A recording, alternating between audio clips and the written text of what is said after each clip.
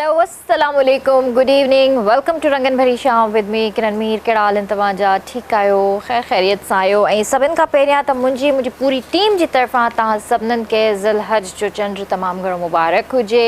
ऐं माशाअल्लाह सां ज़िलहज जो चंड ॾिसिजी वियो आहे ऐं अॼु ख़ैर सां पहिरीं थींदी। ऐं माशाअल्लाह ही ॾींहं बि अची विया। इंतज़ारु हूंदो आहे ईद क़ुर्बान जो तमामु घणो, त असां हिन जी तयारियुनि में लॻी वेंदा आहियूं। जीअं ई असांजी रमज़ान वारी ख़ैर सां ईद पूरी थींदी आहे त हफ़्ते 10 ॾींहंनि खां पोइ 15-20 ॾींहंनि खां पोइ जेको आहे माण्हू तयारियुनि में लॻी वेंदा आहिनि। ईद क़ुर्बान जे जानवर वग़ैरह ख़रीदो फ़रोख़्त करण जी तयारियुनि में हूंदा आहिनि। त जीअं घणे मां घणो वक़्तु जेको आहे असां पंहिंजे जानवर सां गॾु स्पेंड कयूं, उनजी ख़ातिर तवाज़ा कयूं, उनजी ख़िदमत कयूं ऐं उन खां पोइ जॾहिं उहो वक़्तु अचे त उनजी अलाह जी राह में असां क़ुर्बानी बि ॾियूं।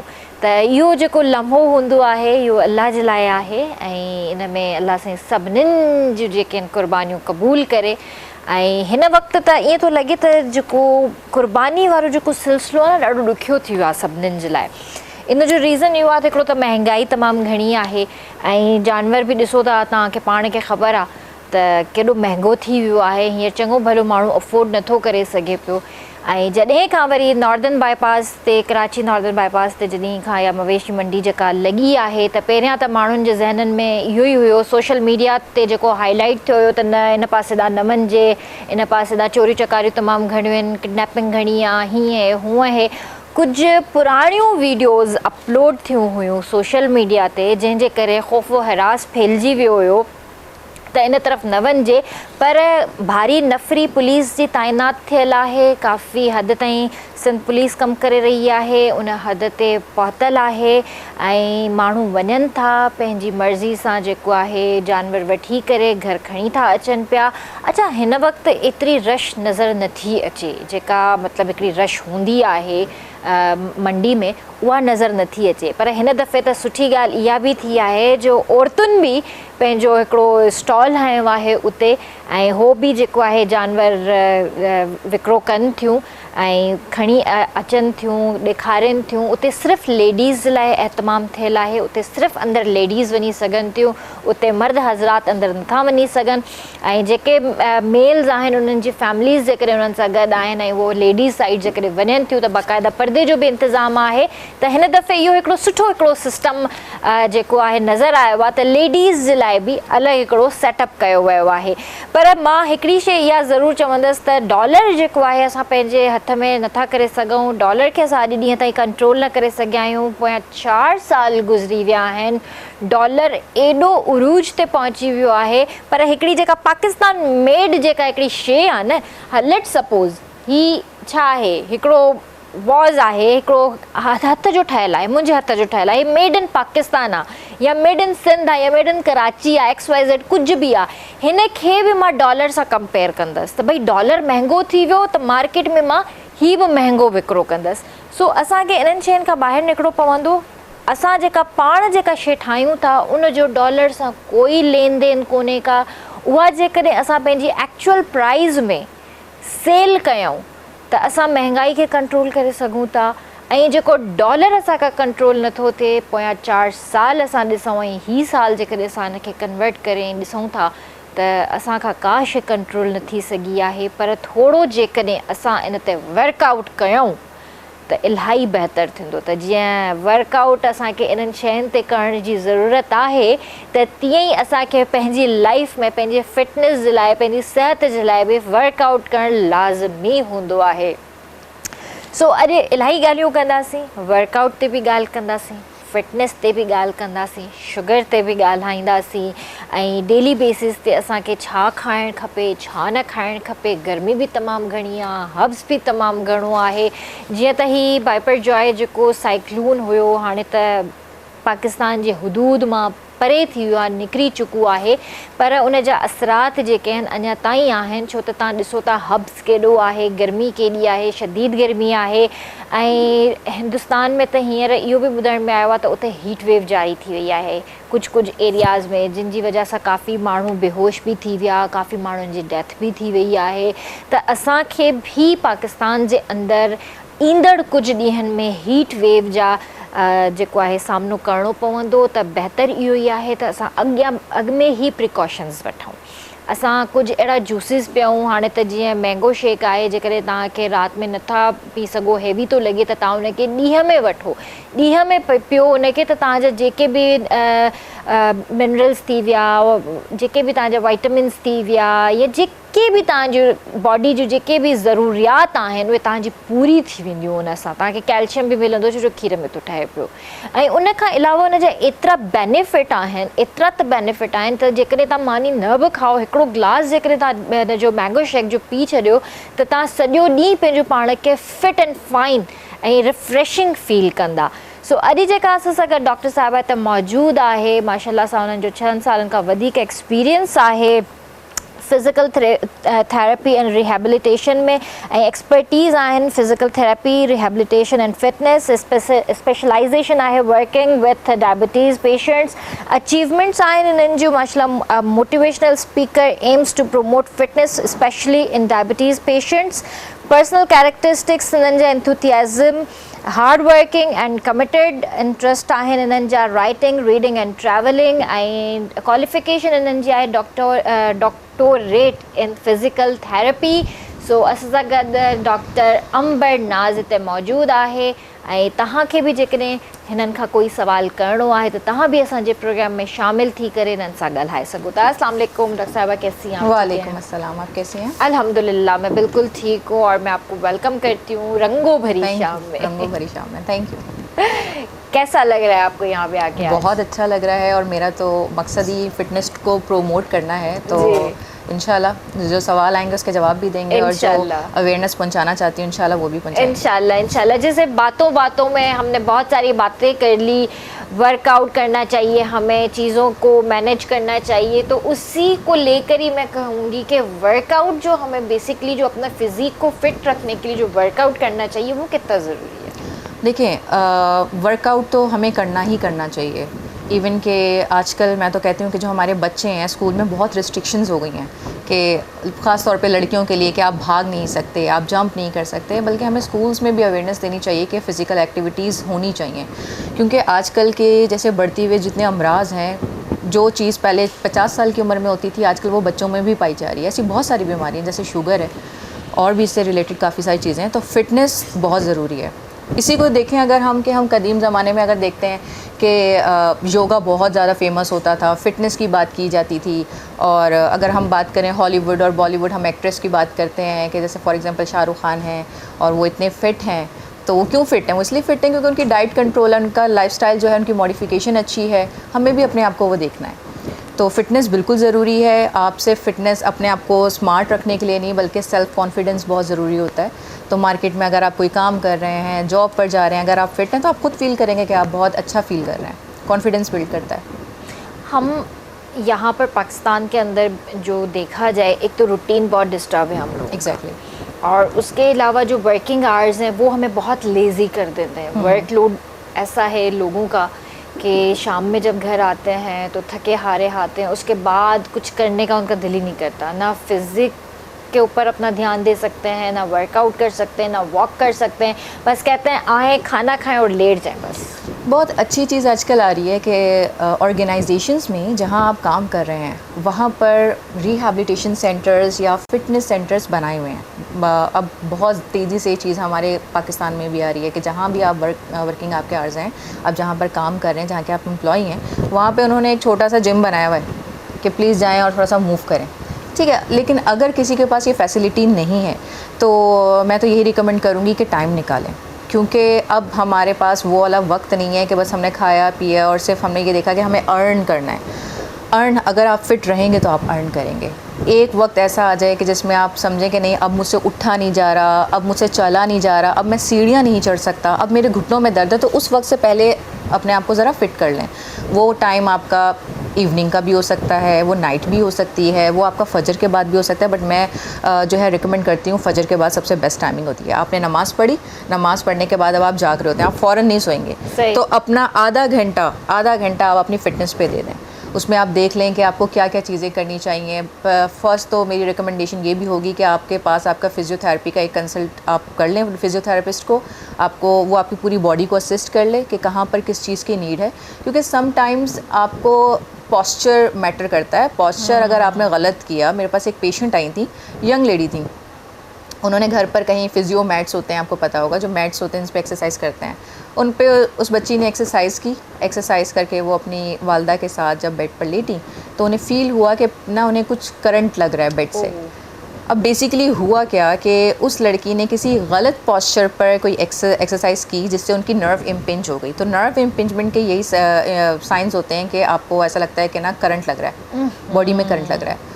तो ये इस तरह की चीज़ें हैं। इसलिए एक फ़िज़ियोथेरेपिस्ट आपका, क्योंकि फ़िज़ियोथेरेपिस्ट का काम ही आपकी पूरी बॉडी पॉस्चर पोजीशंस इस पर होता है, तो वो आपको एक प्रॉपर असेसमेंट करे, देखे आपकी क्या चीज़ किस चीज़ की रिक्वायरमेंट है और किस चीज़ की नहीं, उसके अकॉर्डिंग वो आपको बताए कि आप ये चीज़ कर सकते हैं और ये चीज़ नहीं। सही। अच्छा, एक तो पॉस्चर हमारा, एक तो सोने में भी ठीक होना चाहिए, और दूसरा जो 9 to 5 जॉब कर रहे होते हैं वो कंटिन्यू जो बैठे हुए होते हैं, हालांकि उनको स्ट्रेट बैठना चाहिए, लेकिन वो इस पोस्चर में बैठे, जैसे आप बैठी हैं। हाँ, जैसे मैं बैठी थी। एग्जैक्टली ऐसा मुझे भी जब अंदाज़ा होता है तो फिर मैं सीधी हो जाती हूँ। लेकिन वो पेशेंट अक्सर ये कहते हैं कि हम बहुत देर खुद को सीधा नहीं रख सकते। हाँ। तो यही है कि लेकिन आपको थोड़ा सा टाइम, हम ये नहीं कहते कि आप 2-2 3-3 घंटे आप बिल्कुल स्ट्रेट बैठें। आप कोशिश ये करें कि 10 to 15 मिनट्स बाद आप रिलैक्स हो जाएं। हाँ। पर जब भी आपका इतनी कांस्टेंट वर्किंग है, 9 to 8 आवर्स आपकी वर्किंग है, तो आप ये करें हर आधे घंटे में थोड़ी सी वॉक कर लें, 5 से 10 मिनट के लिए वॉक कर लें। कुछ स्ट्रेचिंग्स हैं आप बैठे बैठे कर सकते हैं। पॉस्चर अगर आपने मेंटेन रखा, पॉस्चर डज मैटर, अगर आपका पॉस्चर ठीक है तो इंशाल्लाह आपको कोई प्रॉब्लम नहीं होगी। बहुत सारे लोग हैं जो 9 to 8 आवर्स हैं, अगर लैपटॉप पे बैठे हुए तो यूँ बैठे हुए होते हैं। हाँ। तो ये बैठने की वजह से उन्हें सर्वाइकल पेन्स होते हैं, हाँ। वो फील करते हैं कि उनकी उंगलियों में सनसनाहट हो रही है, सुन हो रहे हैं, नमनेस हो रही है, तो ये सारी चीज़ें होंगी नहीं। बेहतर ये है कि आप अगर आधा घंटा आपने उठ के वॉक कर ली, कुछ स्ट्रेचेस कर ली, दैट्स इट, कोई प्रॉब्लम नहीं होगी। अच्छा, अक्सर करके ये होता है कि सुबह जैसे हम लोग उठते हैं तो बहुत खिंचाव महसूस होता है हाथों के अंदर, और नमनेस होती है, स्पेशली हाथों में। आप देखें कि आपकी फिंगर्स स्वेल कर जाती हैं, पाँव में स्वेलिंग फील होती है, स्ट्रेच करें तो फिर अजीब सी फीलिंग होती है, करंट महसूस होते हैं, और जब थोड़ा सा मूवमेंट करें तो हम रिलीफ हो जाता हाँ। है। ये आप अगर पाँव की बात कर रही हैं तो प्लांटर फेशियाटिस एक चीज़ है। प्लांटर फेशियाटिस में जो आपके पाँव के निचला हिस्सा है, उसके फेशिया जो हैं वो उनकी इन्फ्लेमेशंस हो जाती हैं। अच्छा। होता क्या है कि ये बहुत तंग करने वाली चीज़ है। जब आप पूरा दिन मूवमेंट में रहते हैं तो ये आपको कुछ नहीं कहता, पर जब आप रेस्टिंग पोजीशन पे जाएंगी आपको ये पेन करेगा। तो सबसे अच्छी चीज़ है, आप सोने से पहले बेड पे बैठे बैठे आप कुछ स्ट्रेचिंग्स कर लें, जैसे टो टच हो गया, आप शोल्डर फ्लेक्शंस कर लें, हिप रोटेशंस कर लें, स्पाइन रोटेशंस कर लें।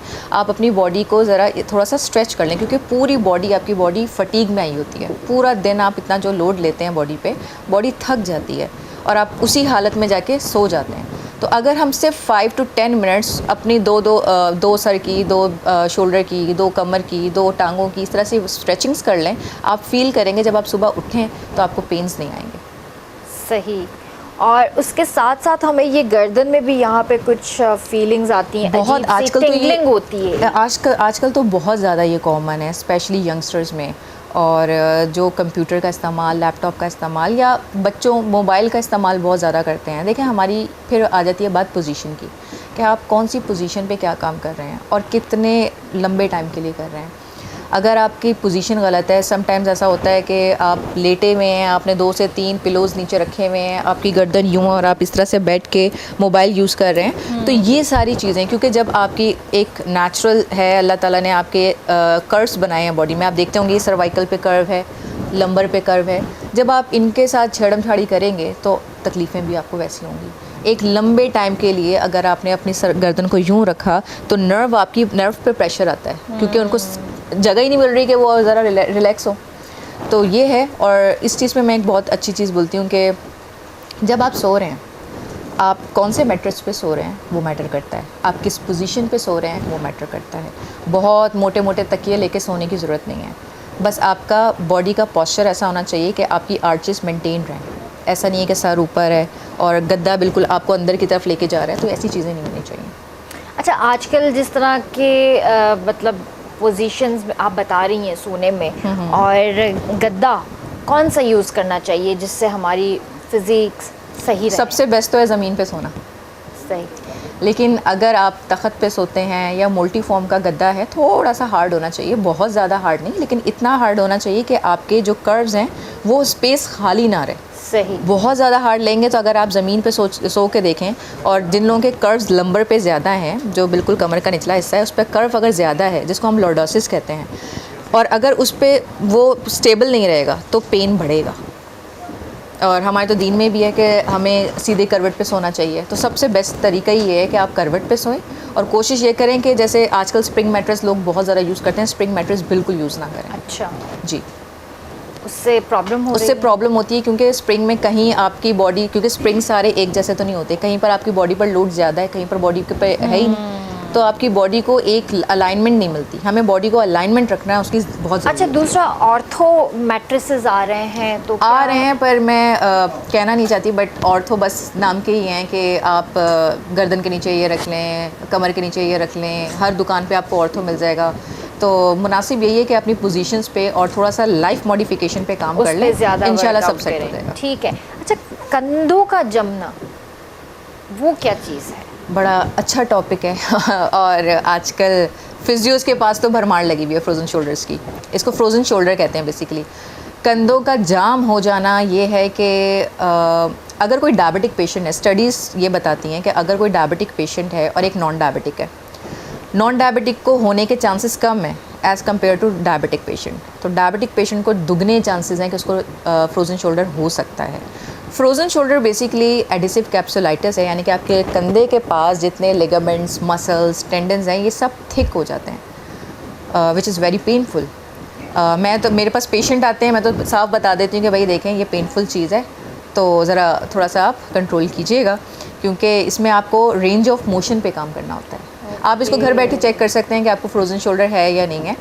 2 से 3 एक्सरसाइज हैं। आपने एल्बो को अपने चेस्ट के साथ लगाना है, रिब्स के साथ, और आप सिर्फ ये देखें, ये मूवमेंट आपकी होती है, इसको कहते हैं एक्सटर्नल रोटेशन। आपने ये वाली मूवमेंट देख लेनी है। अपने हाथ को पीछे रख के देखें, इंटरनल रोटेशन, ऊपर तक जाएं, कितना ऊपर आप लेके जा रहे हैं। अगर कोई पेन नहीं है तो आप ठीक हैं, बट अगर पेन है और बढ़ रहा है, आपसे हाथ नहीं रखा जा रहा, इट्स मीन आपको फ्रोज़न शोल्डर है। अच्छा। और इसका टाइम पर ट्रीटमेंट करवा लेना, जो कि एक्सरसाइजेज़ ही हैं। अगर आप टाइम पर एक्सरसाइजेस करवा लेते हैं तो आप बच जाएंगे, क्योंकि जैसे जैसे टाइम गुजरता है ये वर्स कंडीशन में जाता है। ठीक है, बहुत सारे लोग कहते हैं तकलीफ़ इतनी है, हमसे बर्दाश्त नहीं हो रहा, हम इंजेक्शन लगवा लेंगे, ये करवा लेंगे। भाई आप कुछ भी करवा लें, घूम के आपको फिजियोथेरेपिस्ट के पास आना पड़ेगा। तो जितना जल्दी है उतनी जल्दी आप आके एक्सरसाइजेस करवाएं। अच्छा, एक चीज़ ये भी होती है कि समटाइम्स अगर हम कोई वज़नी चीज़ उठा रहे हैं तो समटाइम्स हमारी नस थोड़ी सी हिल जाती है, इधर उधर हो जाती है, तो और उसके बाद हमने एक्सरसाइजेस कर ली, हम ठीक हो गए, और उसके बाद हम अपना नॉर्मल काम कर रहे हैं, लेकिन फिर भी कभी भी हम कोई इस तरह की कोई पोजीशन में आते हैं या कोई इस तरह की कोई पोजीशन में आते हैं, तो यहाँ पे एक चीज़ फील होती है कि जैसे दर्द है, एकदम से करंट महसूस होता है। वो क्या चीज़ है? देखें, नस कहीं नहीं हिलती, पहली तो चीज़।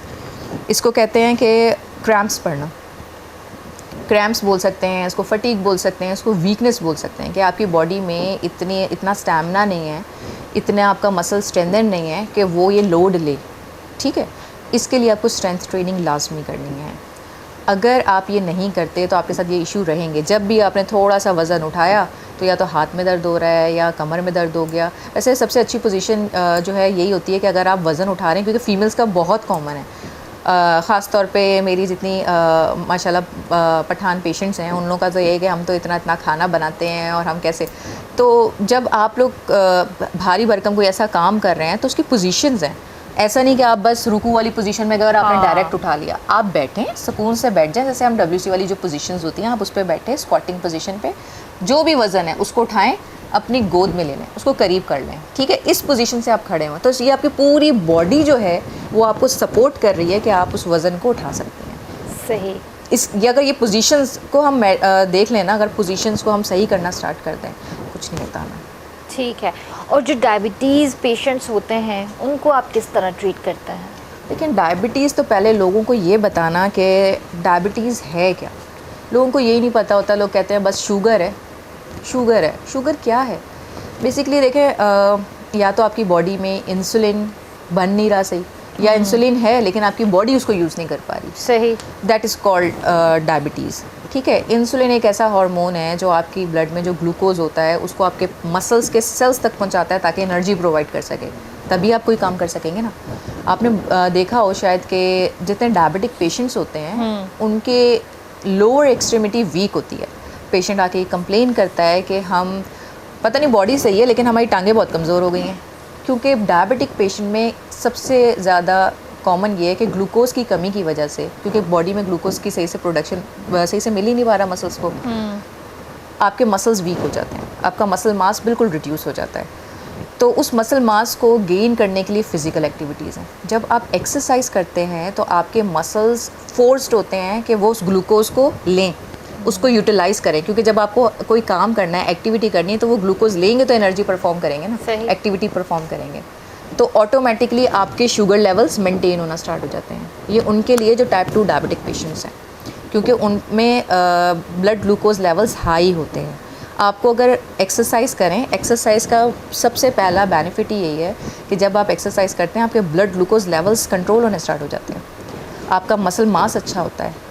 सबसे ज़्यादा टेंशन लोगों को ये होती है कि शुगर हो गई, अब मेरी ज़िंदगी ख़त्म है, अब तो मैं कुछ नहीं कर सकता, अब क्या, अब 40 साल का तो हो गया हूँ, 10 साल आगे और हैं, 15 साल आगे और हैं, जबकि ऐसा नहीं है।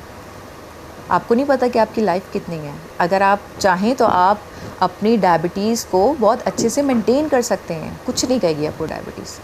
अपनी सारी शुगर, जितनी भी ड्रिंक्स हैं, ड्रिंक्स पे अगर हम बात करें, ड्रिंक्स अपनी बंद कर दें, जंक फूड बंद कर दें, फ़िज़िकल एक्टिविटीज़ पर हैं। फ़िज़िकल एक्टिविटीज़ तो आपको बुला रही हैं कि मैं आपकी एक्सरसाइज के थ्रू जो है आपकी डायबिटीज़ को कंट्रोल कर सकती हूँ, पर हमारी पाकिस्तानी अवाम मैंने देखा है मेडिसिन खा लेंगी लेकिन एक्सरसाइज नहीं करती, एक्सरसाइज नहीं करेंगी, और दूसरा मीठा खाना पीना बंद नहीं करें। मीठा खाना पीना मैं कहती हूँ बंद ना भी करें, लेकिन उसको थोड़ा सा कंट्रोल करें। अपनी डाइटिशियन से मशवरा करें कि वो क्या कहती हैं, और जो अच्छी डाइटिशियन होती है ना वो कभी ये नहीं कहती आप सब बंद कर दें, वो हमेशा कहेगी आप लें, क्वांटिटी कम कर दें, ये सबसे अच्छी चीज़ है। लेकिन जाहिर है थोड़ा बहुत तो मीठा ज़रूरी है बॉडी के लिए, ऐसा नहीं है कि ठीक है, लेकिन उसके बाद अगर वो इंसुलिन पर हैं तो वो इंसुलिन ले सकते हैं। तो सबसे अच्छी चीज़ कि आप अगर एक्सरसाइज कर रहे हैं, हाईली रिकमेंडेड है डायबिटिक पेशेंट्स के लिए 35 to 40, ये सिर्फ इनिशियल स्टेज की बात की जा रही है कि आप एक्सरसाइज करें।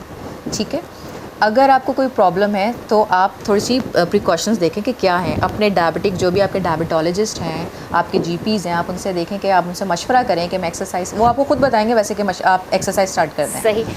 डॉक्टर साहब थोड़ी देर में आपसे गुफ्तगू करते हैं, ब्रेक का भी वक्त हो गया, ब्रेक ले लेते हैं यहाँ पे। जी व्यूअर्स, तहाँ भी असांजे प्रोग्राम में शामिल थी सघो था after break, so stay with अस।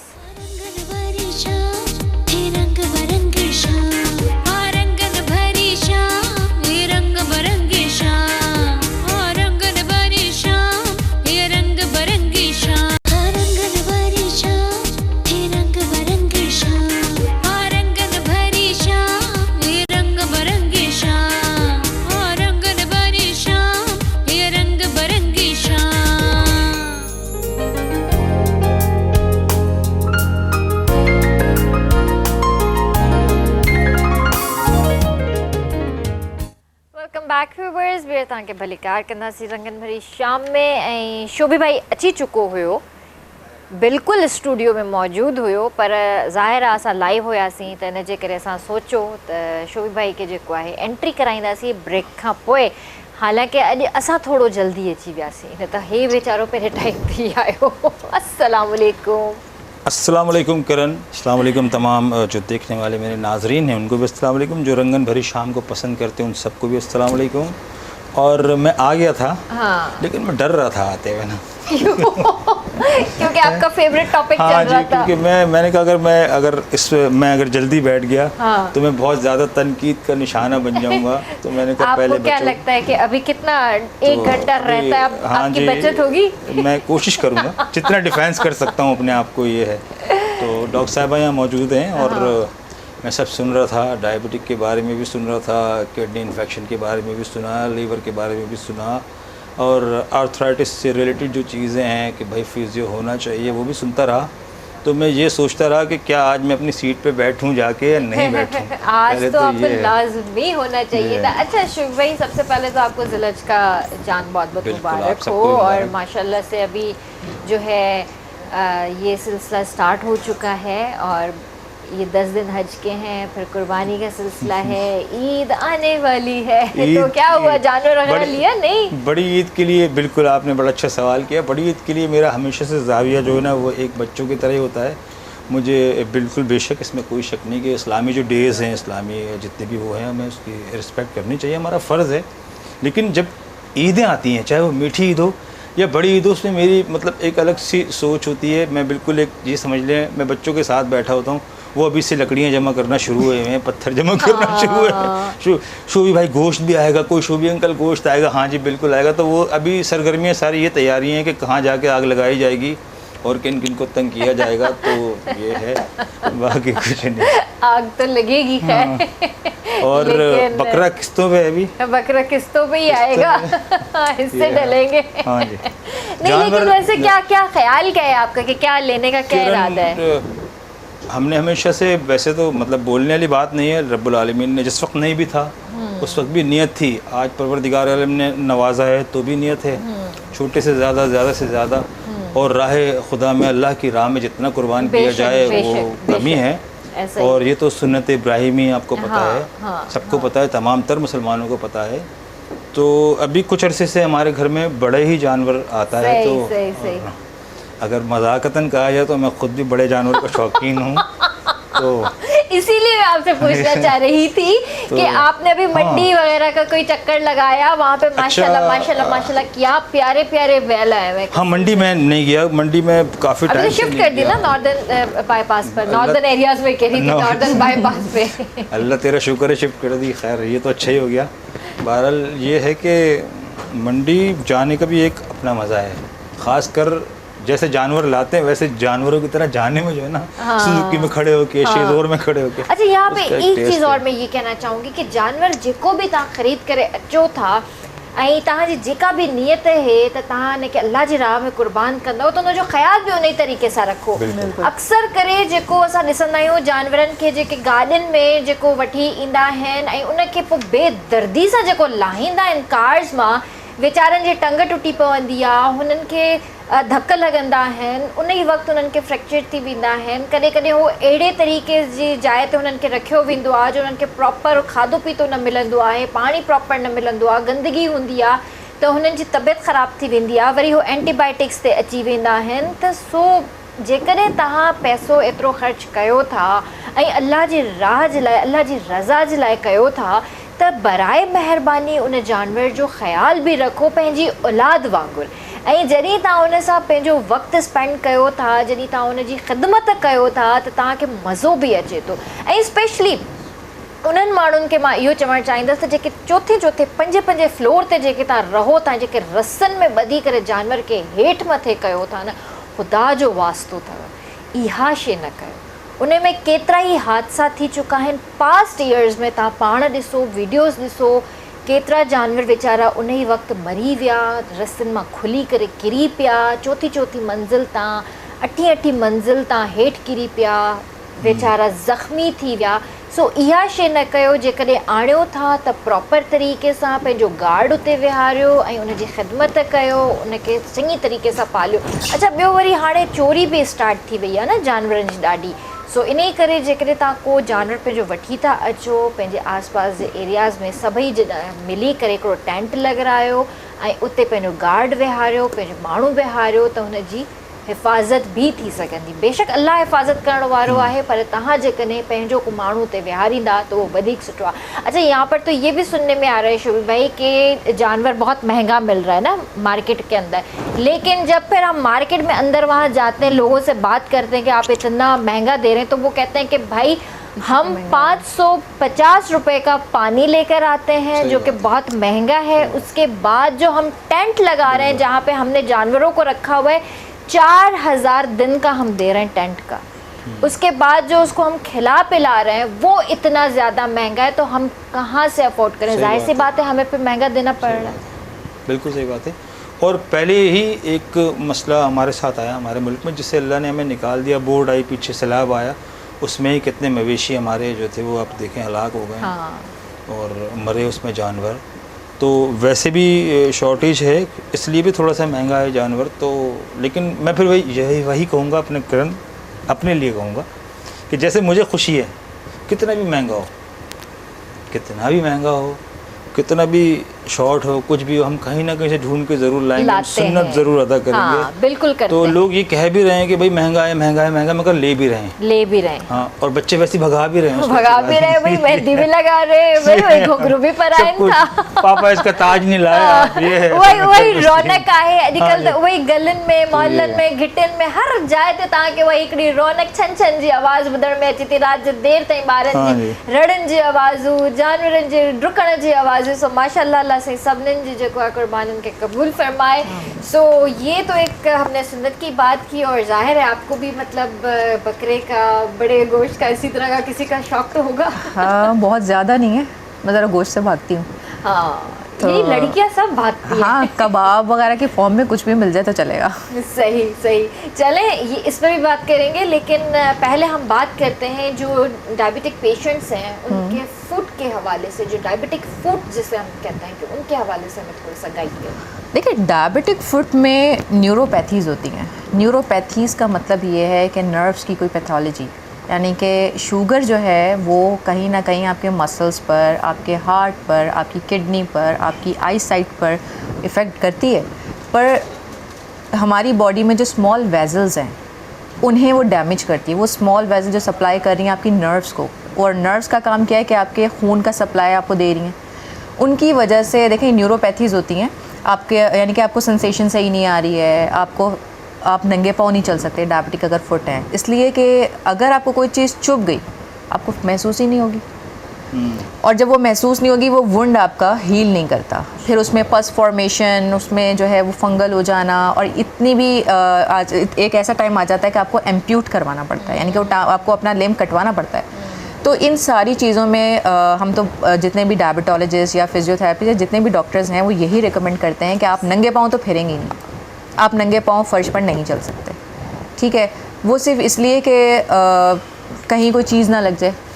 तो डायबिटिक पेशेंट्स को अपने पैरों का ख्याल बिल्कुल वैसे रखना है जैसे फ़ीमेल्स अपने चेहरों का रखती हैं, सही, ठीक है। तो पैरों बहुत ज़रूरी है। इसके अलावा डायबिटिक फुट के सेंटर्स हैं, अगर किसी को ऐसी कोई चीज़ है कि कहीं ज़ख़म हो गया है, उसमें पस फॉर्मेशन हो गई, तो फ़ौरन जाके किसी डायबिटोलॉजिस्ट से कंसल्ट करें और उन्होंने अपना पैर दिखाएं। सही। अच्छा, एक चीज़ और भी होती है कि पाँव में अचानक कभी कभी हीट फील होती है, और पाँव इतने गर्म हो जाते हैं कि समझ नहीं आता कि करें क्या। थोड़ा सा चप्पल उतार दी, ठंडे फर्श पे वॉक करना स्टार्ट कर दिया, ठंडा पानी लगा दिया, तो थोड़ी देर के लिए रिलीफ मिलता है। वो क्या वजह है? देखिए, ये सारी चीज़ें डिपेंड करती हैं कि प्रॉपर पेशेंट की असेसमेंट क्या है। पेशेंट तो सिर्फ ये बता रहा है कि उसको पैरों में जो है जलन हो रही है, ये सब सिम्टम्स हैं डायबिटिक के। अच्छा, डायबिटिक ना हो तो? अगर डायबिटिक नहीं है तो अगर कोई यंगस्टर है और उसको पता है कि उसको डायबिटीज़ नहीं है, तो वो अपनी रूटीन देखे, मल्टीविटामिन्स लेना स्टार्ट करें। जहाँ पर आपको फील होता है ना कि बॉडी के मसल्स बर्न हो रहे हैं, तो इसका मतलब देखिए हमारी बॉडी ना हमें बताती है कि अब ये चीज़ हमारी डेफिशिएंसी है। जैसे फॉर एग्जांपल आपने देखा होगा नेल्स के ऊपर वाइट कलर के पैचेस आ जाते हैं। जी। बचपन से हम सुनते आते थे कि जी दूध नहीं पीता ना, इसलिए इसमें कैल्शियम नहीं है, बट ऐसा नहीं है। आप उसको का ट्रीटमेंट लें, जिंक की कमी की वजह से भी आपको ये चीज़ें हो सकती हैं। तो ये सारे सिम्टम्स हैं कि आप मल्टीविटामिन स्टार्ट करें। B12 की डेफिशिएंसी हो सकती है, आयरन की डेफिशिएंसी हो सकती है, तो आपको टेस्ट करवाने पड़ेंगे। सही, उसके बाद ही फिर ये एग्जैक्टली, क्योंकि ये चीज़ें हर चीज़ जो है ना एक दूसरे से लिंक करती है। अगर डायबिटीज़ की हम बात नहीं कर रहे, इनकी बात कर रहे हैं, तो फिर आपको मल्टीविटामिन स्टार्ट। और मैं तो कहती हूँ कि मल्टीविटामिन तो हम सबको लेने चाहिए आजकल तो लेने चाहिए। Exactly. कैल्शियम की कमी होती है क्योंकि डाइट हमारी वैसी है नहीं। अगर हम दूध पी रहे हैं, हमें नहीं पता कि वो दूध कैसा है, उसमें पाउडर मिल्क है, क्या पीछे मिला हुआ है, पानी कितना है, और उसमें जो न्यूट्रिएंट्स होने चाहिए उसकी मिकदार कितनी, हमें नहीं पता। विटामिन डी की कितनी यहाँ पे डेफिशिएंसी है? विटामिन डी की डेफिशिएंसी आप हर दूसरे बंदे का टेस्ट करवा लें, वो डेफिशिएंट निकलेगा, इतनी डेफिशिएंसी है। देखें, विटामिन डी का मैं अपने पेशेंट्स को तो बहुत इजीली कहती हूँ कि आप विटामिन डी के एम्प्यूल्स ले लें, आप मेडिसिन ले लें, उसका कोई नुकसान नहीं है। आप जैसे मैं हूँ, मैं खुद भी विटामिन डी और मल्टी विटामिन्स यूज़ करती हूँ। विटामिन डी मैं इस तरह से लेती हूँ कि इन ड्रॉप डी 6 लाख का आता है। मैं 3 महीने के बाद, क्योंकि स्केजुअल इस तरह से है कि याद नहीं रहता कि अब 1 महीना पूरा हो गया, अब मैं विटामिन डी ले लूँ, तो मैं 3 महीने के टारगेट्स रखती हूँ। एक 6 एम्प्यूल का आपने वो इंजेक्शन तोड़ा, उसको पानी में या दूध में आप मिला लें। वैसे आपको पहले टेस्ट भी करवा लेना चाहिए कि आप कितने डेफिशिएंट हैं, उसके अकॉर्डिंग आपका डॉक्टर आपको क्या गाइड करता है वो। लेकिन मैं अपने लिए ये करती हूँ कि मैं 6 लाख, क्योंकि मैं डेफिशिएंट हूँ बहुत ज़्यादा तो मैं 6 लाख का 3 महीने के बाद एम्प्यूल ले लेती हूँ और इजीली आराम से चल जाता है। और बॉडी में जैसे ही आप लेंगे आपको फील होगा कि आपके मसल्स कुछ रिलैक्स होते हैं उससे। तो हर फीमेल को, चाहे यंगस्टर हों चाहे ओल्ड एज हों, विटामिन डी और कैल्शियम लाजमी है, ज़रूरी, बहुत ज़रूरी चाहिए। लेकिन हमें कितने अरसे में लेनी चाहिए, 3 मंथ्स या 4 देखिए months? ये आपके डिपेंड करता है कि डेफिशिएंसी कितनी है। आपका विटामिन डी का एक टेस्ट होना चाहिए, बट अगर कोई नहीं भी करवाना चाहता, क्योंकि वो टेस्ट थोड़ा सा एक्सपेंसिव होता है, तो हर कोई अफोर्ड नहीं कर सकता। अगर नहीं ले सकते तो आप विटामिन डी के मेडिसिन ले लें, नुकसान नहीं होगा। नुकसान नहीं है, ठीक है। तो बातों को भी कंटिन्यू करेंगे। यहाँ पे शोभी भाई भी हैं, तो बहुत अरसा हो गया है शोभी भाई से हमने कुछ सुना नहीं। आपको म्यूजिक में इंटरेस्ट है? बिल्कुल बिल्कुल। सुनने की हद तक, गाने की हद तक? नहीं, सुनने की, गाने तक मैं बात करूँगी तो बाथरूम सिंगर हूँ बस, इसके साथ वो तो हम सब है यहाँ पर। तो लेकिन फिर भी थोड़ा अगर कुछ ना सब भाग जाएंगे अपने अंदाज में कुछ। नहीं, बस सुनने की हद तक काफ़ी है। चले ठीक है। तो शोभी भाई क्या सुना रहे हैं आप? किरण में सोच के कुछ और आया था, हाँ, लेकिन ये है कि एनवायरनमेंट देख के कुछ और है। एनवायरनमेंट देख के तो बड़ा कुछ चाह रहा था, लेकिन ये है कि अमानुल्लाह मेरा दोस्त है, सीनियर कैमरामैन है, बहुत ज़बरदस्त, हमारे इदारे का एक सीनियर कैमरामैन DOP। तो जब मैं आया तो उन्होंने कहा आप मुझे गाना क्यों नहीं सुनाते हैं? क्यों नहीं सुनाते? तो आज मैं गाना जब सुनाऊंगा तो अमानुल्लाह समझ जाएगा मैं क्यों नहीं सुनाता। अच्छा, हाँ, क्योंकि तो इसकी लिरिक्स मुझे ठीक से याद नहीं है। इसी वजह से, यानी अरे रंग में भंग विजन दो। तो ठीक है अमानुल्लाह, ये specially dedicate to you. Dedicated to you.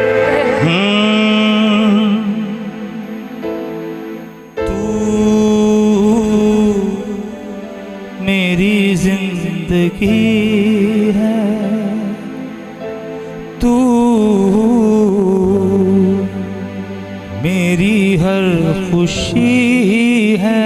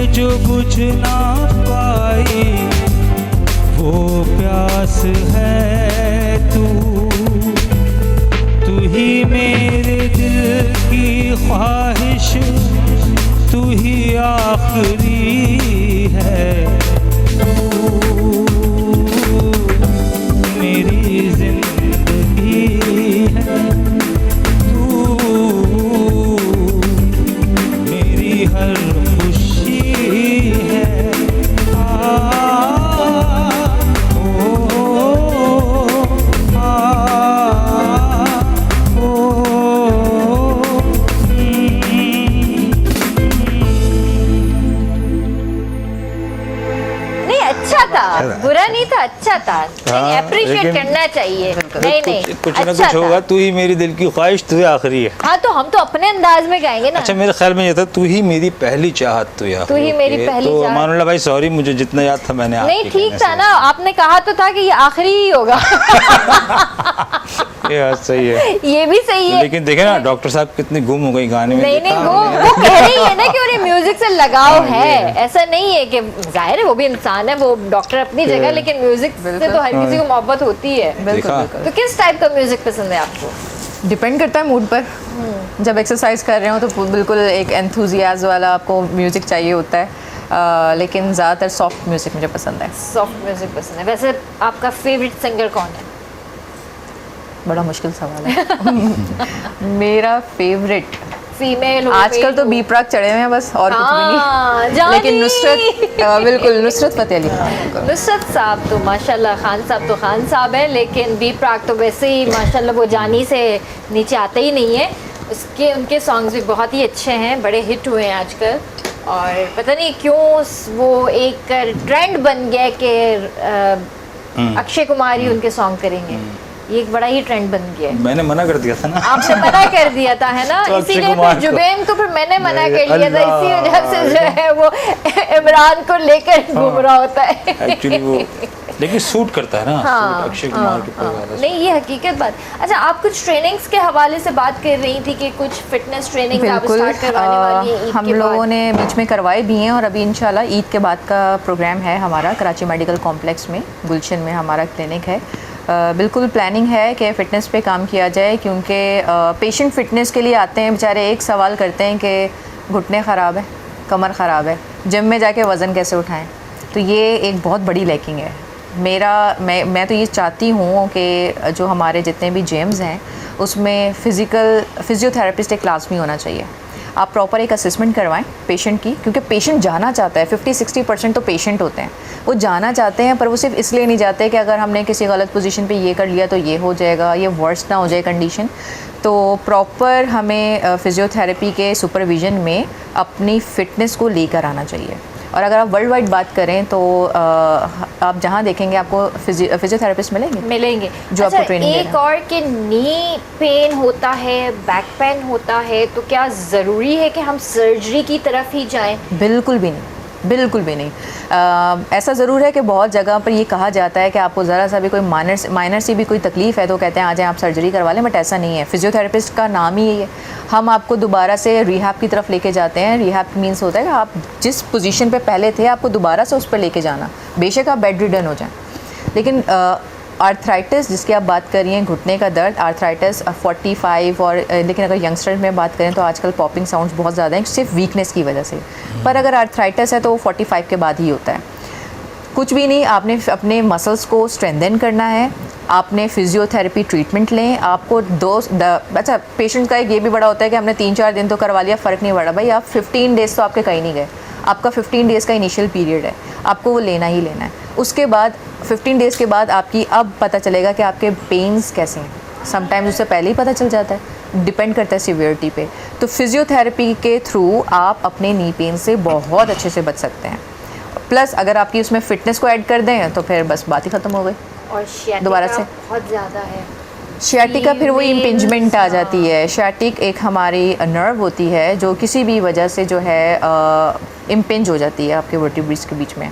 वो एक पेनफुल चीज़ है कि आपको पेशेंट कंप्लेन करता है कि आपको कमर से दर्द उठ रहा है और हील तक आ रहा है, ये इसका सिम्टम है। आपको पेशेंट ये बताएगा, खुद बताएगा कि मुझे पेन आता है और पूरा नीचे तक रेडिएट करता है। तो शियाटिक पेन्स की भी बहुत अच्छी एक्सरसाइजेज हैं। वो तो 2 से 3 सेटिंग्स में ही आपको खुद को फील हो जाएगा कि फिजियोथेरेपी और एक्सरसाइजेज हमारी मोबिलाइजेशंस हैं उसके थ्रू बहुत अच्छा इम्पैक्ट पड़ता है। अच्छा, शियाटिक पेन में ये है कि जिम और फिटनेस पे बहुत ज़्यादा फोकस करना पड़ता है कि आप वज़न ना उठाएं, आप बहुत ज़्यादा रनिंग ना करें।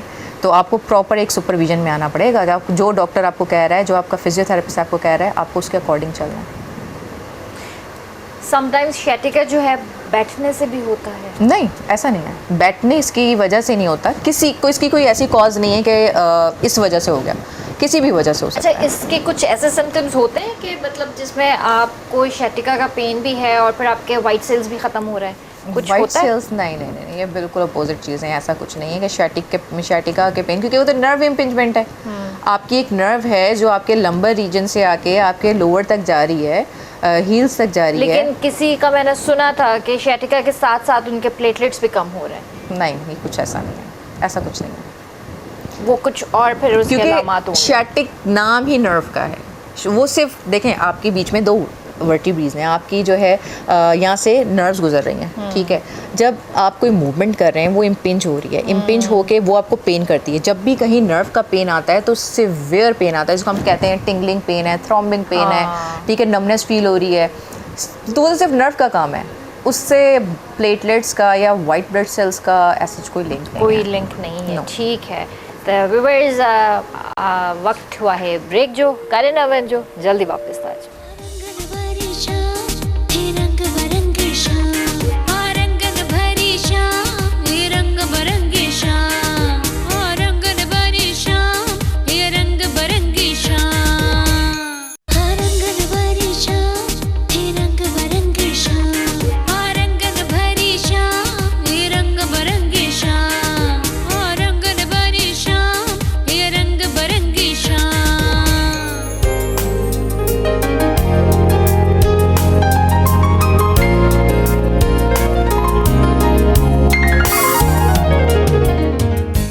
वेलकम बैक व्यूअर्स, मैं सामू हाजिर आई हूँ। शुभी बड़ी जान लगाई आपने लग रहा है मुझे। असल में कुछ गम और गुस्से का इजहार भी था ये साथ साथ। मुझे तो, भी बहुत गुस्सा आ रहा है। म्यूज़िक मुझे पसंद ही इसलिए क्योंकि जब मैं सैड साथ मूड है? नहीं, जब मैं सैड मूड में होता हूँ तो मेरे साथ ये म्यूज़िक होता है, साज होता है। और जब मैं हैप्पी होता हूँ तो भी मेरे साथ यही होता है। तो मुझे बड़ा सुकून है कि मैं किसी को ना बुरा बोलता हूँ ना अच्छा बोलता हूँ, बस ये। तो अभी मुझे गुस्सा आ रहा था पर मैंने उसको मैनेज कर लिया, म्यूजिक पे निकाल दिया गुस्सा। चलिए, ये भी अच्छी बात है।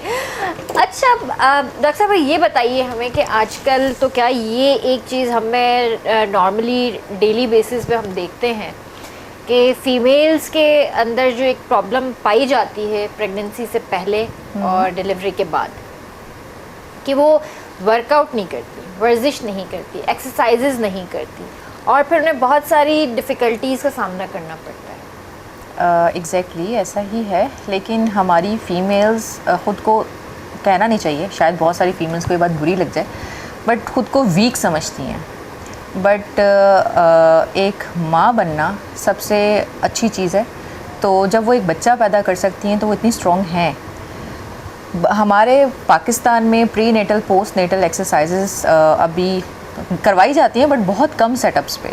तो अवेयरनेस होनी चाहिए फ़ीमेल्स को कि जब उन्हें डिलीवर करना है बेबी तो वो प्री नेटल फेज़ आता है, यानी कि बच्चा पैदा करने से पहले।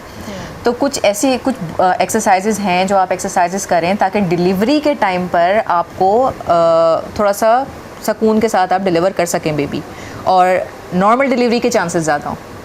इसी तरह से पोस्ट नेटल एक्सरसाइजेज हैं जो डिलीवरी के फ़ौरन बाद होती हैं, भले वो सी सेक्शन हो या नॉर्मल डिलीवरीज हो। क्योंकि पोस्ट डिलीवरी में, डिलीवरी के बाद आपने देखा है कि फ़ीमेल्स अपना वेट बहुत अच्छा गेन कर लेती हैं, पर उसको दोबारा से मेंटेन करना बहुत मुश्किल काम है। वो यही सोच के कि ये बहुत मुश्किल है तो वो उस पर एफ़र्ट भी नहीं करती। और अगर आप उसी वक्त थोड़ी बहुत एक्सरसाइजेज स्टार्ट कर दें तो आप अपना टमी को बहुत अच्छे से कंट्रोल कर सकते हैं। पेशेंट की इंस्टा पे हमारे ऑनलाइन हमें बहुत सारी क्वेरीज आती हैं कि डायस्टेसिस हो गया, आप हमारी बैली जो है वो बिल्कुल लटक गई है, क्योंकि मसल्स की इलास्टिसिटी उस वक्त चली जाती है जब बेबी डिलीवर होता है। लेकिन अगर आप उसी वक्त एक्सरसाइजेस, लेकिन वो एक्सरसाइजेस आपकी अंडर सुपरविजन होंगी, अगर वो आप एक्सरसाइजेस कर लें तो आप दोबारा से अपने पहले वाले फेज़ में आ सकती हैं। तो हमारे यहाँ ये वाली एक्सरसाइजेज जो हैं करवाई जाती हैं prenatal and postnatal. तो कुछ एक्सरसाइज आपको जैसे स्ट्रेचिंग्स हैं, इसमें साइकिलिंग आ जाती है, और ब्रिजिंग एक्सरसाइजेज हैं। पोस्ट डिलीवरी पर जो है आपको पेल्विक की बहुत सारी ऐसी एक्सरसाइजेज हैं जो करनी पड़ती हैं। पेल्विक फ्लोर की एक्सरसाइजेज होती हैं, क्योंकि एक जब डिलीवर हो गया बच्चा तो आपकी सिर्फ अपर बॉडी जो है वो ही सिर्फ नहीं वीक पड़ती, आपका इनर मसल्स भी वीक होते हैं। उन इनर मसल्स को भी स्ट्रेंथन करना पड़ता है। लोग सिर्फ फिज़ीक पर फोकस करते हैं, इनर पर नहीं करते। तो क्योंकि मसल्स पूरी बॉडी हमारे मसल्स हैं, मसल्स अंदर भी हैं बाहर भी हैं, तो आपको अपने अंदर मसल्स जो आपके बॉडी के अंदर हैं उन्हें भी स्ट्रेंथन करना है, प्लस जो आपकी बॉडी है उसको तो आपको फिजिक में लाना ही है। सही। अच्छा, एक और इसी बात को कंटिन्यू करते हुए मैं एक और बात, बहुत अहम टॉपिक है वो भी, जैसे कि आजकल हमारी बच्चियाँ जो यंगस्टर्स लड़कियाँ हैं उनको मेंस्ट्रुअल साइकिल बहुत एक प्रॉब्लम करता है जी। कि जो एक प्रॉपरली मंथली एक सिस्टम उनका प्रॉपर नहीं वर्क करता, उसके साथ साथ उनको पीसीओएस के बड़े इश्यूज़ हो जाते हैं, हार्मोन्स के बड़े इश्यूज़ हो जाते हैं, फिर हैवी मेडिसिन खानी पड़ती हैं, तब जाके उनके वो हार्मोन्स ठीक होते। क्या उनकी कुछ ऐसी एक्सरसाइजेज नहीं हैं जो हम उन्हें एक अच्छे तरीके से हम वर्कआउट करें कि हमारा मेंस्ट्रुअल साइकिल भी एक रूटीन में आ जाए, बजाय कि हम इतनी हैवी मेडिसिन खाएं? देखिए, पीसीओएस बहुत ज़्यादा कॉमन है। पीसीओएस में ये कॉम्प्लिकेशंस भी अक्सर गायनेकोलॉजिस्ट से आपको बताती हैं कि डिलीवरी के चांसेस कम हैं। और पीसीओएस के साथ अगर आपका वेट है तो बहुत ही डिफ़िकल्ट है। तो आपको हर एक डॉक्टर आपको बोलेगा अपना वेट कम करो, और अगर किसी को कंसीव करना है तो उसे अपना वेट मेंटेन करना ही पड़ेगा। ये सारी चीज़ें मैं पेरेंट्स को बहुत फोकस में रखते हुए ये बात बोलूँगी कि लड़कियों के लिए, स्पेशली लड़कियों के लिए देखें कि एक डाइट क्या ले रही हैं। जब वो बचपन से ही देखेंगे कि डाइट क्या ले रही हैं। आजकल ख़ास तौर पे फादर्स जो हैं वो बच्चियों का लाड बहुत उठाते हैं। मेरे पास एक पेशेंट भी हैं, अगर मुझे देख रहे होंगे तो मुझसे भी बात होगी। तो ठीक है, लाड अपनी जगह है, प्यार मोहब्बत अपनी जगह है, लेकिन उनकी सेहत पहले। जंक फूड बाहर से मंगवा के देना, और हर एक तली हुई चीज़ जिसमें कबाब हो गए, पराठे रोल हो गए, ये तमाम चीज़ें जो हैं आप दे देते हैं। और चिकन का हमारा हाल देखें, बच्चे मटन और बीफ पर बिल्कुल भी नहीं आते कि हमें मटन नहीं खाना, हमें बीफ नहीं खाना, जिसमें हमें जो मटन में तो ख़ास तौर पे हमें बहुत सारे बेनिफिट्स मिल जाते हैं। तो इस तरह की चीज़ें इस्तेमाल करें। बाकी ये कि एक्सरसाइजेस भी इसका तो है ही, एक्सरसाइजेस तो हमारे बॉडी के हार्मोन्स को रेगुलेट करती हैं, तो हमें एक्सरसाइजेस तो करनी है। पर अगर किसी को हार्मोनल इश्यूज़ हैं, जैसे इसी की वजह से पीरियड सही नहीं आ रहे, फेस पर आपके देखेंगे हेयर ग्रोथ है, चिन पर यहाँ पर जो है वो बियर्ड आ जाती है, तो आपको ये सारी चीज़ें आपको अपने गायनेकोलॉजिस्ट के पास जाना चाहिए या एंडोक्राइनोलॉजिस्ट के पास। ठीक है, ये वो दो हैं जो आपके पीरियड्स को भी देख लेंगे। और अगर कहीं आपको हार्मोन्स का इशू है, जैसे थायराइड भी हो सकता है, आजकल बहुत कॉमन है फीमेल्स में कि थायराइड के इश्यूज़ हो जाते हैं, हाइपरथायरॉयडिज्म है, हाइपो है, आप प्रॉपर ये चेकअप्स हैं। ठीक है, और बाकी ये कि हमें अपने साथ अपने बच्चों की भी लाइफ पर ज़रा फोकस करना चाहिए कि लाइफस्टाइल कैसा है, सोते कितने बजे हैं, रात को 3-3, 4-4 बजे तक बच्चे सो रहे हैं, सुबह रूटीन ख़राब है, बिल्कुल रूटीन ख़राब है। तो एक आपका स्लीपिंग पैटर्न अगर अच्छा नहीं है तो भी बहुत सारी चीज़ें आपकी ख़राब होती हैं। बाज़ औक़ात सिर्फ ये होता है, हम पेशेंट को बोलते हैं आप प्रॉपर नींद ले लें, वो सेट हो जाता है। अच्छा, नींद ना लेने की वजह से पेशेंट ज़्यादातर एंजाइटी में, डिप्रेशन में, जो आजकल इतना कॉमन है, छोटे छोटे बच्चे आप पर ऐसे चीख रहे होंगे जैसे आपके दादा बूढ़े क्या हो गए ना, एग्जैक्टली। तो नींद बहुत ज़्यादा ज़रूरी है। तो अगर हम प्रॉपर नींद ले लेते हैं, अपनी डाइट देख लेते हैं कि हमारी डाइट में क्या है, आपकी फ्रिज ड्रिंक्स तो बिल्कुल नहीं होनी चाहिए, जो हम कोल्ड ड्रिंक्स वगैरह ये सारी चीज़ें लेते हैं नहीं लें। शुगर इंटेक आपका ठीक है, नॉर्मल होना चाहिए, ये नहीं कहूँगी कि बिल्कुल ख़त्म हो जाए, नॉर्मल होना चाहिए। जंक फूड हमारा नहीं होना चाहिए। ये KFC, मैकडोनल्ड्स और तरह तरह के जो हमारे पास रेस्टोरेंट्स हैं, इनसे अपने बच्चों को बचाएं। ठीक है, आपको नहीं पता कि वो एक तेल में कितनी दफ़ा एक चीज़ तलती है। मैं इसी बात को कहूँगी कि अगर आपने उनका किचन गलती से विजिट कर लिया बिल्कुल, और आपकी नज़र उस ऑयल पे पड़ गई, आप वहीं वॉमिट करना शुरू कर देंगे। इस पर प्रॉपर जो है रिसर्च हुई है कि तेल की क्या आप थिकनेस चेक कर सकते हो कि किस तेल में आपको कितनी दफ़ा आपको पकाना है। अगर आपका तेल आप हाथ लगा के देख रहे हो उसमें थिकनेस आ गई है, चिपचिपा हो गया, उसको फेंकें। हमारे यहाँ क्या होता है कि जब तक वो तेल ख़त्म नहीं हो जाएगा, फ्राई हो गया, हम उसकी जान नहीं छोड़ते। सही बात। तो ये सारी चीज़ें हैं, पर ये सारी चीज़ें समझने के लिए ना हमें बहुत अवेयरनेस प्रोग्राम्स करवाने चाहिए, वर्कशॉप्स करवानी चाहिए। हमें लोग जानना चाहते हैं लेकिन उन्हें कोई प्रॉपर वे आउट नहीं मिलता कि कहाँ जाएं, किससे मालूम करें वो, क्योंकि एक डॉक्टर के पास तो इतनी पेशेंट की लाइन होती है कि वो बस टेम्परेरी आपकी बात सुनिए, अच्छा आपको ये मर्ज़ है, आप ये मेडिसिन ले लें, दैट्स इट। बट आप खुद से देखें, खुद से पढ़ें। आजकल आपको सोशल मीडिया पे सब कुछ मिल जाएगा, आप जाके देखें आपके बच्चों के लिए क्या चीज़ें ज़रूरी हैं, क्या नहीं। बिल्कुल ऐसा ही है। और इसी तरह से हमारे पास जो ज़्यादातर जो मर्द हजरात हैं, जैसे फैटी लिवर हो गए, ओबेसिटी हो गई, बहुत ज़्यादा, वो लोग इतने लेज़ी हो जाते हैं कि उठकर खुद पानी तक नहीं तभी तो फैटी लिवर हो गया। उठकर पानी तक नहीं पीते। सिर्फ मेल नहीं, फीमेल भी इसका शिकार होती हैं। तो फैटी लिवर के लिए तो डॉक्टर का पहला आपको जो रिकमेंडेशन होगा वो ये होगा कि जाके वज़न कम करके आएँ। और कितना 10-15 kg तो कहीं नहीं आपका, क्या आपको करना है। उनके लिए बेस्ट मतलब डाइट क्या है कि वो क्या बिल्कुल देखिए डाइट फूड पर आ जाए? डाइट तो लेनी, डाइट का तो हम कह ही नहीं सकते कि नहीं डाइट नहीं लेनी, बट डाइट आप एक प्रॉपर एक न्यूट्रिशनल से या एक डाइटिशियन से लें। क्योंकि मैं एक फिजियोथेरेपिस्ट, एक फ़िटनेस ट्रेनर हूँ, तो डाइटिशियन का, डाइट का मेरा इतना रोल नहीं, बट ठीक है, हर एक इंसान अपने आप में समझता है कि क्या चीज़ सही है और क्या चीज़ गलत है, फिर भी हम वो चीज़ें छोड़कर गलत डाइट ले रहे होते हैं। तो प्रॉपर डाइटिशियन से आप अपना डाइट चार्ट बनवाएं कि आपको क्या चीज़ है। लेकिन उस डाइट हमेशा, अगर आपको वज़न कम करना है, डाइट फिजिकल एक्टिविटीज़ के बगैर नहीं की जाती, नहीं हो सकती। लोग कहते हैं हम सिर्फ डाइट कर लेंगे। अच्छा, ऐसे बहुत सारे लोग हैं जो 10 to 15 kg रिड्यूस कर लेते हैं, पर उनके साथ होता क्या है, उनका मसल लटक जाता है, हाँ। बॉडी शेप में नहीं आती। हाँ। फिर वो इससे परेशान होते हैं, अब ये क्या हो गया, हाँ। अब मैंने डाइट ज़्यादा कर ली, मैं बीमार हो गया। तो इसलिए हमेशा ये एक दूसरे के साथ चलती है, डाइट एंड फिजिकल एक्सरसाइजेस। अच्छा, मैंने बहुत सारी लड़कियां ऐसी भी देखी हैं कि मतलब शाम को जिम करेंगी, अपना पूरा टाइम जिम में लगाएंगी, 2-3 घंटे जिम कर रही हैं, उसके बाद जब वहाँ से निकलेंगी वो जंक फूड खा रही होती हैं। अच्छा, मुझे लगा आप ये सवाल करेंगी। लोग ये कहते हैं कि हम जिम कर रहे हैं और हम जिम इसलिए नहीं करते, हमने जहाँ जिम छोड़ा हमारी बॉडी फैल जाएगी। ये भी वो एक बहुत अलग कॉन्सेप्ट है, ये सीन मिथ है। हाँ, ये एक प्रॉपर मिथ है।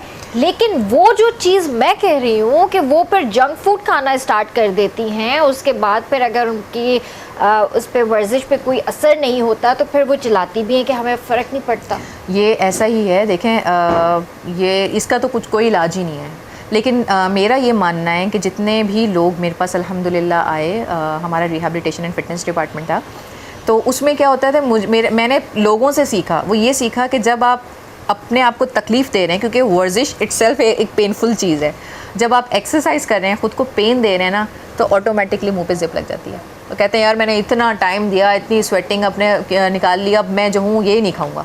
लेकिन कुछ ऐसे भी केसेस हैं जो आप बता रही हैं, पर उनका कोई ऐसा इलाज नहीं है, बस यही कि भैया अपने आप। लेकिन अच्छा, ठंडा पानी पीना, हर वक्त ठंडा पानी पीना, ये भी एक मतलब हम अपने साथ ज्यादती करते हैं। ठंडा पानी तो देखिए हमें वैसे भी अलाउ नहीं है। इस पर आपको रूम टेम्परेचर जो आपका है, आप उस पर वाटर ले सकते हैं, ठंडा पानी नहीं लेना चाहिए। मैं तो बल्कि पेशेंट्स को आप इससे अंदाज़ा लगा लें, ये कहती हूँ कि जब आप वज़ू करते हैं या मुँह धोते हैं, फ़ौरन फ़ैन के नीचे ना आ जाएँ, मत आया करें, क्योंकि सडन आपका जो मसल है वो कॉन्ट्रैक्ट होता है, समटाइम्स वो कॉन्ट्रैक्ट रह जाता है, जिसको हम कहते हैं यार पत्था चढ़ गया, पेन हो रहा है, बॉडी भारी हो रही है।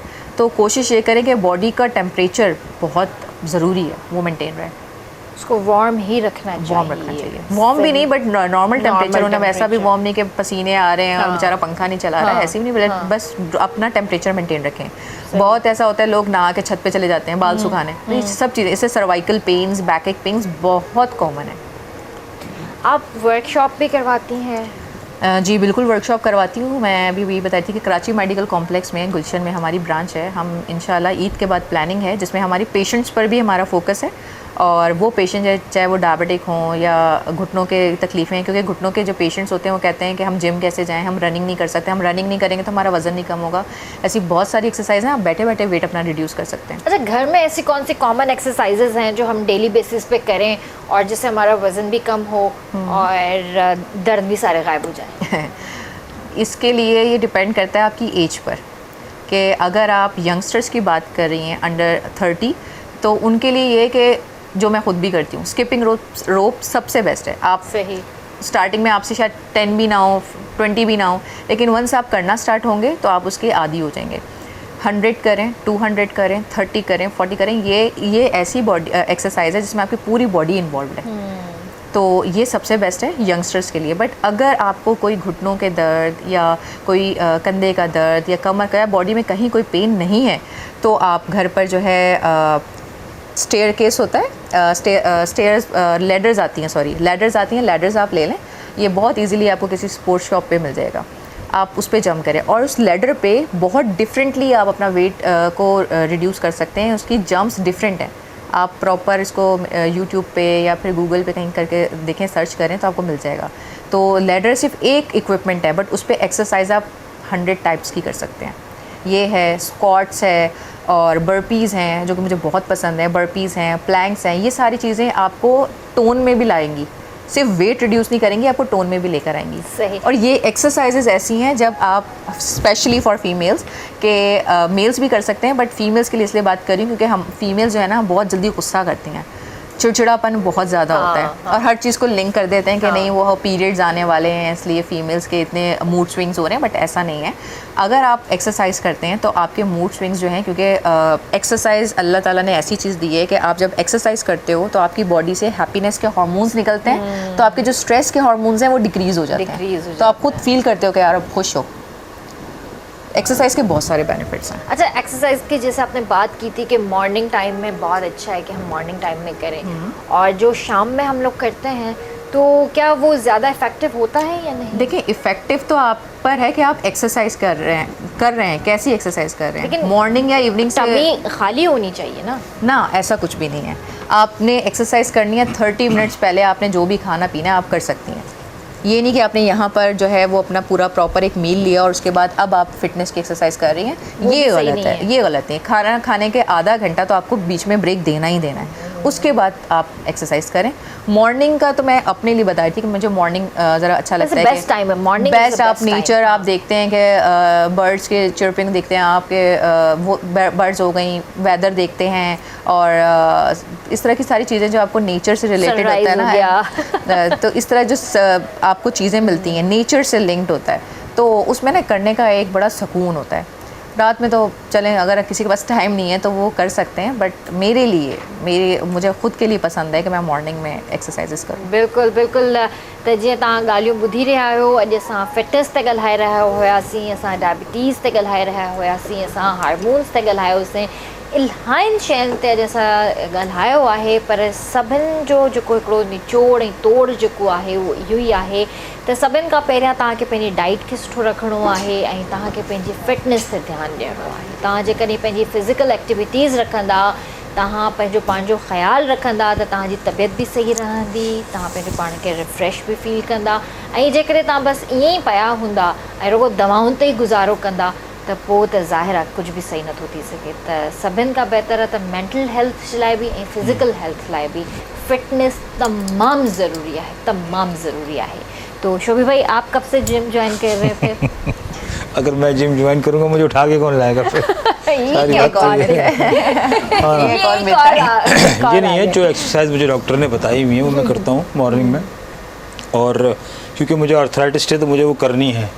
अगर मैं उस सुबह ना करूँ तो फिर मैं सारा दिन मेरा चलना फिरना बड़ा दुश्वार हो जाता है। एग्जैक्टली। लोग यही सोचते हैं कि बस अब आर्थराइटिस हो गया, अब तो मेरा ऑपरेशन होगा, मैं डॉक्टर के पास जाऊँ ही नहीं, डॉक्टर के पास जाऊंगा वो इतने पैसे बोलेगा, वो नहीं। आप एक्सरसाइजेस के थ्रू आप एक दफ़ा फिजियोथेरेपिस्ट को कंसल्ट तो करें, आप उसकी ओपिनियन तो लें, आप अपनी चीज़ों को बहुत अच्छे से मैनेज कर सकते हैं। बस हम वही मैंने कहा ना कि लोगों का ज़्यादातर ये होता है कि हम मेडिसिन ले लेंगे क्योंकि वो ईजी है, मेडिसिन ली और खा ली और बस, अपने आप को तकलीफ़ नहीं देते। बट वंस दे दें, और यकीन करें 6 मंथ्स के टारगेट्स होते हैं मेरे। आप एक दफ़ा अपने आप को शीशे में देख लेंगे ना, और आपको फ़ील होगा कि यार मैं पहले क्या था और अब क्या हूँ, तो आप ज़िंदगी भर एक्सरसाइज नहीं छोड़ेंगे। अच्छा, डिप्रेशन और एंजाइटी की भी कोई एक्सरसाइज है? मैंने आपको जैसे बताया कि एक्सरसाइज करने से ही हैप्पीनेस हार्मोन्स रिलीज़ होते हैं, तो स्ट्रेस हार्मोन्स ऑटोमेटिकली आपका डिक्रीज़ हो जाता है। और अगर किसी के ना हो तो? ऐसा पॉसिबल ही नहीं है। इस पर तो स्टडीज़ हैं कि हमारे एंडोर्फिन्स हैं और मल्टीपल इस तरह से हमारे जो हार्मोन्स हैं वो सिक्रीट ही तब होते हैं जब आप एक्सरसाइज करते हो या कोई ऐसी एक्टिविटी परफॉर्म करते हो जिसमें पूरी बॉडी की एक्सरसाइज हो जाए। सही, ठीक है। और इस पर आप बल्कि मैंने आपको जैसे बोला कि आप ख़ुद से पढ़ सकती हैं, ऐसे बहुत सारे आर्टिकल्स हैं। ज़्यादातर लोगों को भेजा ही इसलिए जाता है, ख़ास मैंने ऐसे पेशेंट भी देखे जो साइकाट्रिक पेशेंट्स हैं और उन्हें ऐसी प्रॉब्लम्स हैं, तो उनके लिए एक्टिविटीज़ इस तरह की और ग्रुप गैदरिंग्स बहुत ज़्यादा ज़रूरी हैं। ग्रुप एक्टिविटीज़ होती हैं, ग्रुप एक्सरसाइजेज जो होती हैं, योगा एक्सरसाइजेज हैं, एरोबिक है। आप ख़ुद देखेंगी कि जिनको एंजाइटी या डिप्रेशन है वो भूल जाएंगे कि कुछ ऐसा है। सही। आप उनके जो वही एंजाइटी उनके सामने है या जो चीज़ उन्हें तकलीफ दे रही है वही बात उनके सामने है, वो उस पर बिल्कुल नॉर्मल बिहेव करेंगे आफ्टर द एक्सरसाइज। सही। Thank you so much doctor साहिबा, आज आपका बहुत टाइम ले लिया हमने और बहुत अच्छी गपशप रही आपसे। Once again thank you so much for coming. Thank you so much, आपने बुलाया और बहुत मुझे अच्छा लगा। मुझे बहुत अच्छा लगता है कि जब मैं अवेयरनेस देती हूँ, क्योंकि लोगों को फिजियोस पे इतना अभी बिलीव नहीं है, लोग ही समझते हैं कि यार एक्सरसाइज तो हम घर पे भी कर लेंगे, बट ऐसा नहीं है कि आप जब तक अपने डॉक्टर से प्रॉपर उसका असेसमेंट नहीं करवाते, कुछ भी सोच के आगे खुद से बढ़े नहीं, पहले उसको देख लें कि वो क्या चीज़ है क्या नहीं, उसके बाद ही कुछ स्टेप फॉरवर्ड करें। Thank you so much. और कोई मैसेज देना चाहेंगी आप? बस यही कहूँगी और यही उम्मीद करूँगी कि जो मैंने आज बातें की हैं इस पर लोग आज से ध्यान ज़रूर देंगे। बस मेरे लिए इतना ही काफ़ी है कि वो उस पर अमल कर लिया जाए। अमल कर लें। Thank you so much. और शोभी भाई, जाते जाते भी आपसे कुछ सुनना पसंद करेंगे हम, और मैं गाना ही सुनेंगे और इनसे कुछ पूछना है। बिल्कुल। अच्छा, 1 से 2 पेशेंट तैयार है। जी। तो जाते जाते बताएंगी या जाते हुए बताएंगी? वो अब इन पे डिपेंड करता है। आप पूछ लें। ये बंद नहीं होते ना फिंगर मेरे, ये देखिए। डायबिटीज़ तो नहीं? हाँ, ये फिंगर हाँ बंद ना। नहीं होते। बहुत अच्छी चीज़ बताई।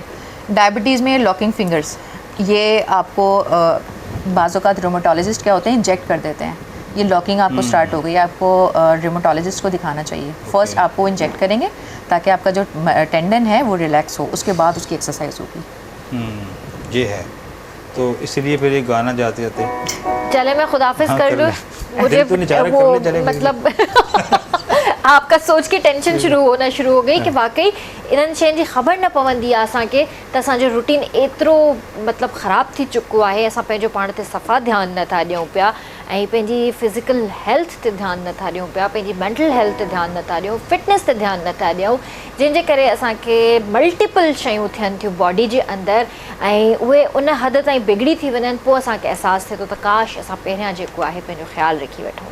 त मूंखे उमेदु आहे त तव्हां पंहिंजो तमामु घणो ख़्यालु रखंदा। इंशाल्लाह ज़िंदगी रही त तव्हां सां सुभाणे मुलाक़ात कंदासीं। त एसि ताईं पंहिंजे प्यारनि जो तमामु घणो ख़्यालु रखिजो। मूंखे RBS जी पूरी टीम खे ॾींदा इजाज़त। अल्लाह हाफ़िज़।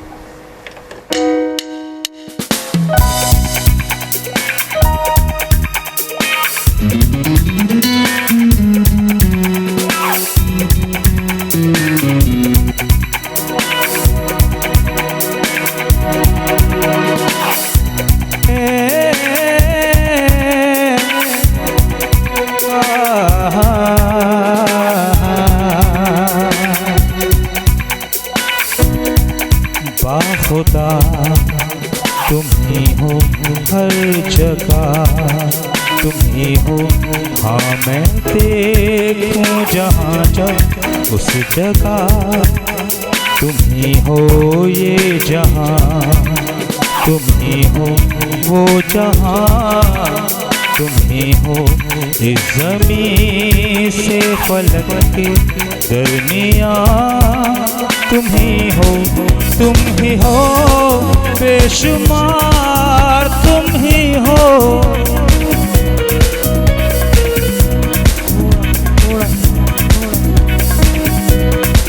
तुम ही हो बेशुमार, तुम ही हो।